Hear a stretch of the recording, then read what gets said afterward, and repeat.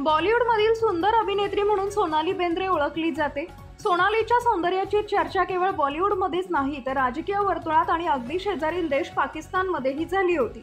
90च्या दशकात या अभिनेत्रीचे नाव महाराष्ट्र नवनिर्माण सेनेचे मनसे प्रमुख राज ठाकरे यांच्याशी जोडलं गेलं होतं।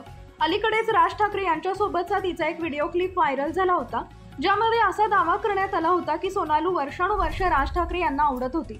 90च्या दशकात दोघेही एकमेकांवर प्रेम करत होते आणि सोनालीनं त्या व्हायरल व्हिडिओ आणि दाव्यावर पहिल्यांदाच मौन सोडलं आहे। सोनाली या सगळ्यांवर अतिशय मनमोकळेपणाने बोलताना दिसत आहे।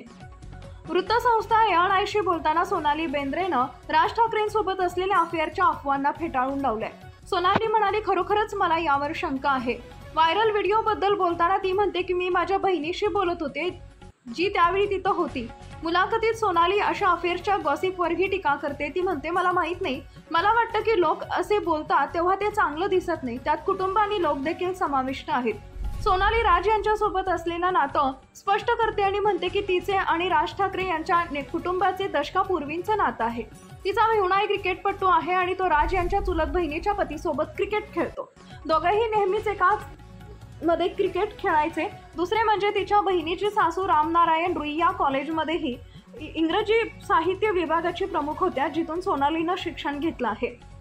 अशा परिस्थितीत सर्वजण एकमेकांना आधीपासून ओळखत होते। सोनाली म्हणाली की राज यांच्याशी तिचं नातं फक्त एवढंच होतं की राज यांची पत्नी शर्मिला, तिची आई आणि काकू या चांगल्या मैत्रिणी होत्या। यावर्षी फेब्रुवारीमध्ये मुंबईत आयोजित मराठी भाषा गौरव दिनानिमित्त राज ठाकरे आणि सोनाली बेंद्रे एकत्र दिसले होते।